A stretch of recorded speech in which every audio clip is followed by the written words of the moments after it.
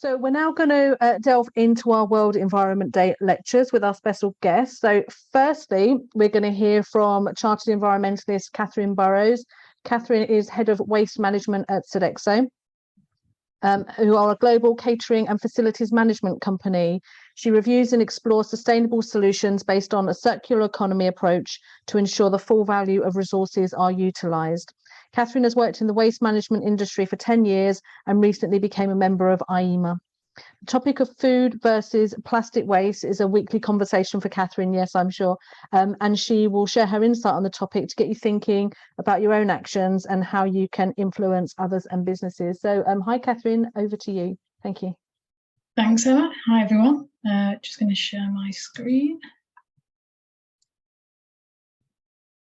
Hope this works. Thank you, Will. That was a great presentation before and really got me thinking as well of what we can do and what's the pace of change. And it's very apparent in the food versus plastic waste dilemma area. As professionals from a day-to-day point of view, we're always sharing our message around whichever topics with the kind of professionals, the leading chartered members in. But food and plastic, and we all go shopping. We've all got a part to play in this. We've all got a message to share. And I just want to spend some time just sharing little kind of dilemma questions that you can ask yourself around what's best. Is it the food waste we need to be tackling, or is it the plastic waste? A topic I cover a lot, and it was interesting hearing Will talk about the COP27, because food waste is not a high up on the agenda piece. So even though there's a massive environmental footprint to it, and it's something we can all do, it's something that happens at home every day, we can all work to minimise more and get that education out there around everything that we do. So food waste, just to summarise, if it was a country, it would be the third largest emitter of greenhouse gases in the world.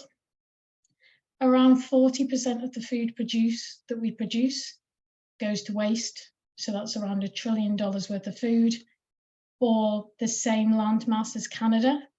And when you think of that as a whole, in terms of the whole geographical map, it's a huge area that is being processed, paid for, managed, and going to waste. And at the moment, we're in a cost of living crisis. There's 800 million hungry people across the world that need the food. We can put that food to good waste, and there's all sorts of good work, great work going along the supply chain to ensure that food that is edible doesn't go to waste. But it shows how agriculture and food is a key area, and the graph on the right shows the kind of brown and green bars are all about farm use and the land use change in terms of that carbon impact. And packaging, you can only maybe just about see kind of on the dark chocolate, there's a thin grey line, which is the packaging used to transport the goods. Doesn't mean that we should overlook packaging and its impact, because obviously that has a huge impact, especially when it's not managed properly.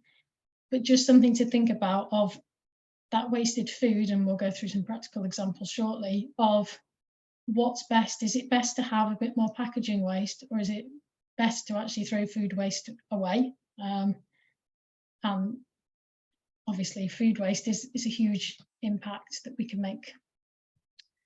From a packaging point of view, and it was interesting listening to Will talk about the pace of change, there's a lot of packaging generation development going on out there at the moment of trying to develop new packaging, bioplastics, which is all great, but it's all about what's best, what can be recycled, what has minimal environmental impact, and what is easy for us as consumers and customers. Because at the end of the day, we're there in our kitchen, emptying out the salad bag. We need to know, right, that goes there, I need to take it back to the supermarket, or that goes there, it goes in the recycling bin.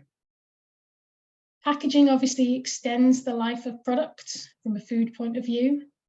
And there are different material types out there, and most of the supermarkets are doing work to try and simplify, and the extended producer responsibility reform that's going on at the moment will also help to simplify that piece in terms of recycling labels and encouraging plastic that can be recycled better, and for companies to use kind of mono packaging rather than a good mix of packaging, which we really can't do anything with. And then it's making sure it's captured for that disposal point of view. So now we're going to go on a quick shopping trip. As professionals, as people, we should be progressing the right messages to ourselves, our families, and those around us in terms of, and we should all be doing it now, especially with the cost of inflation and having to think about, oh, food is kind of cheap anymore. The pandemic showed maybe wasn't as accessible when we've got weather conditions and climate change affecting how things are growing. But planning meals is key, and thinking about that kind of the right portions for the right households. There are disadvantages of certain things quite often come in bulk. They might be cheaper, they might come in bigger packaging, but actually, are we leading to more waste? And some of the examples will show that shortly. Buying loose where possible, and picking things that are in recyclable packaging. And supermarkets are getting much better now at showing recycling labels on the back. And shopping local as well, utilising locally grown meat, locally grown food, where we've kind of got that awareness of how are they treating in the environment, what are their environmental standards, and as well segregating food waste where we can, where it's possible within our household collections, and encouraging as more household food waste collections come on, encouraging people to do that at home in our communities, and freezing things where possible as well. It's amazing what we can freeze, how we can make things with stuff that's just about to go off.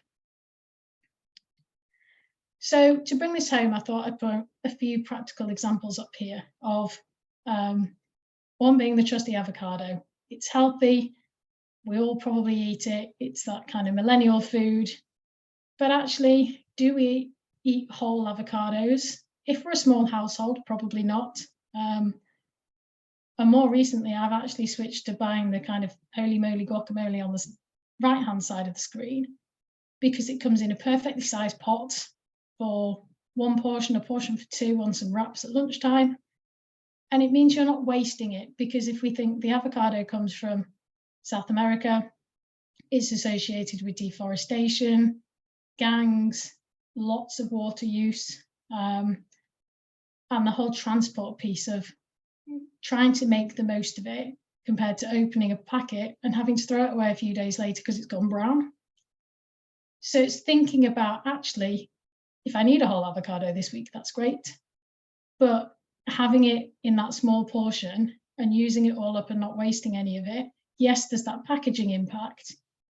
But if they're packaging those in pots that can be washed and then recycled, you're potentially having that minimal impact. And it's great if you don't want avocado for lunch 2 days in a row, or don't want to eat lots of avocado.